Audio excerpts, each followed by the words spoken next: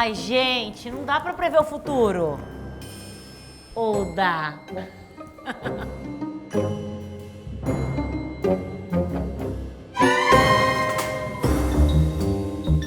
A única coisa que dá pra saber é o que a gente, através do poder da informação, vai escolher deixar no passado. Para falar do que ainda vem por aí, a gente chamou a Isa Deson, pesquisadora de tendências e especialista em comportamento de consumo. Isa, é um prazer ter você aqui com a gente. Hoje eu quero aprender muito com você, tá? Porque eu quero saber para onde aponta a bússola quando a gente pensa em beleza no futuro. O que vai ser a beleza no futuro?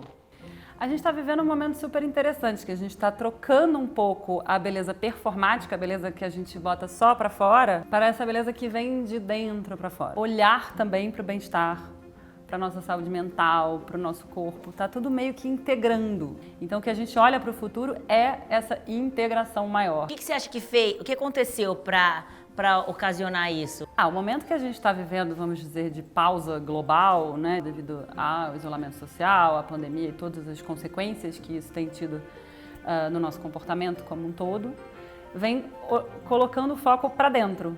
Às vezes é para dentro da gente, às vezes é para dentro de casa. De um modo geral, a gente começa a olhar para o corpo de outra forma. A gente também está olhando para a gente de outra forma. É impressionante, mas a gente tá mesmo, né? Até eu nasci e cresci em uma casa que parece uma comunidade. Eu nunca tive aquele momento meu e eu sempre fui muito acelerada. Mas até eu precisei desacelerar nesse momento, né? Foi uma pausa que obrigou a gente a ficar muito mais sozinho, por mais que seja ainda dentro da nossa comunidade familiar, a gente fica muito mais isolado real do mundo externo. Então todo esse olhar interno começou a romper pouco a pouco, e os movimentos, quando a gente fala de futuro, são lentos, são longos, assim. Para você ter ideia, a gente fala de Clean Beauty há 8 anos, mais ou menos, no mundo das tendências, só para te colocar um... E só agora que eu descobri o que é Clean Beauty. Eu quero saber do futuro agora. Isa, me ajuda a saber tudo do futuro.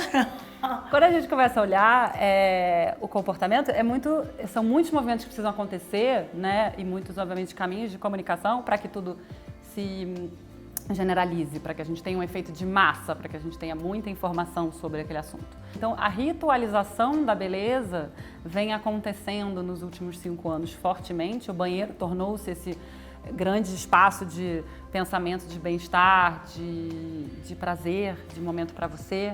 Ô Isa, me fala uma coisa, mas como essa mudança de atitude individual tem um impacto maior no todo? Porque toda mudança de comportamento maior, ela começa com microfenômenos, né? Com micro esforços de pessoas, de marcas, de veículos que estão começando a propor novas ideias que sejam disruptivas e que vão mudar o caminho das coisas.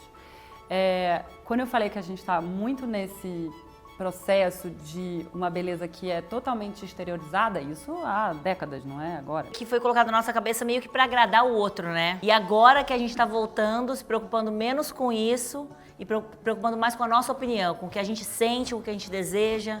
Foi o momento que a gente teve. Então você viu um monte de gente deixando a raiz crescer, um monte de gente trocando hábitos de beleza, entendendo o que era a pele dela, porque de repente sempre maquiada, não conhecia a pele, ou pessoas que talvez não tivessem tido esse momento de se cuidar ou de se interessar por isso, começarem a descobrir, então começarem a mergulhar nesse universo. E não é só pelo produto de beleza, pode ser através da meditação, pode ser através da alimentação. O que acontece que a gente percebe é que essa noção de cuidado que começa com a gente, e ela vai crescendo, ela vai ampliando.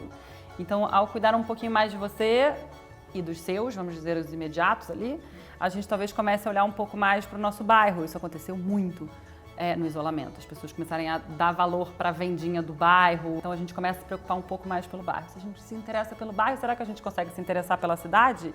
E da cidade, será que a gente consegue se interessar, então, pela saúde do planeta? Então, essa noção de cuidado, ela vai ampliando. É meio que sobre redescobrir essa cola que é o cuidar, né? Ser clean, você acha que passa a ser até um estilo de vida?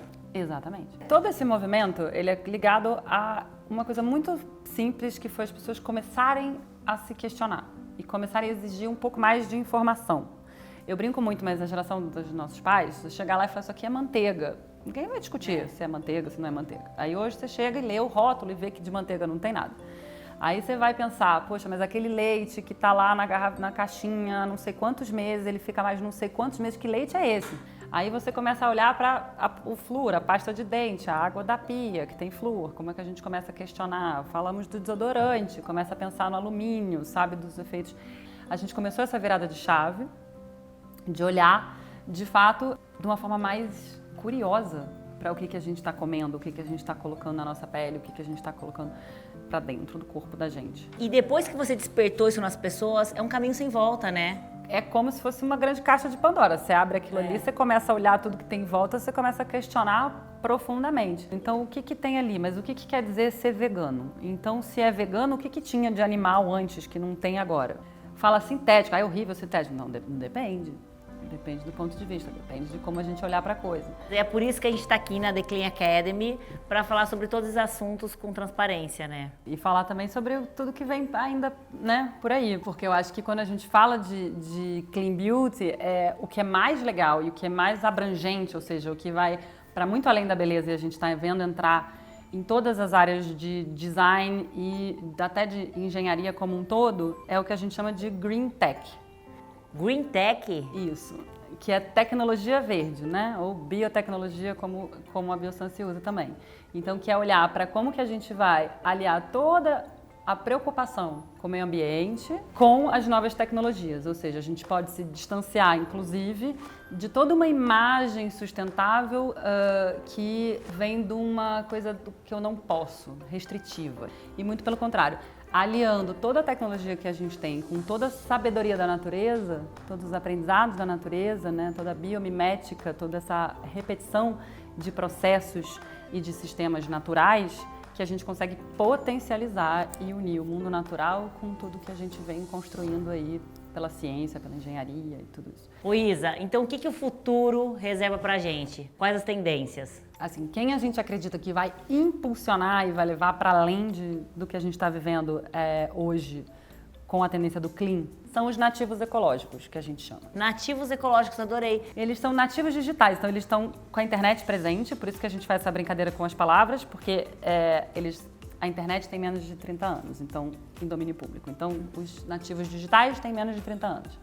Eles estão online há, vamos dizer, 20 anos, horrorizados com o que está acontecendo e o que o futuro lhes reserva pela destruição do meio ambiente, pela destruição de um futuro que seja promissor e saudável. Então, eles estão na rua, eles estão se manifestando e eles estão trazendo algumas dinâmicas muito interessantes. Eles estão discutindo o zero lixo. A gente não botou o lixo na equação. E aí a gente produz lixo e acha isso super natural, mas o lixo não vai a lugar nenhum. Essa mesma turma entende que, por exemplo, o movimento estatutário, ostentação, muda também. Você quer ostentar que você está comendo comida orgânica, você não quer ostentar que você tem um veículo que está produzindo muito mais carbono do que devia. Estou dando um exemplo. Então, as noções também do que é luxo começam a mudar. Até porque para você ter um comportamento mais sustentável e zero lixo, você precisa de tempo. E tempo é um grande luxo, você bem sabe. Então, assim, então a noção de como que a gente vai equilibrar tudo isso começam a ser grandes questionamentos do futuro. Então, como que eu vou equilibrar meu lixo, como que eu vou trabalhar outros símbolos de status do futuro.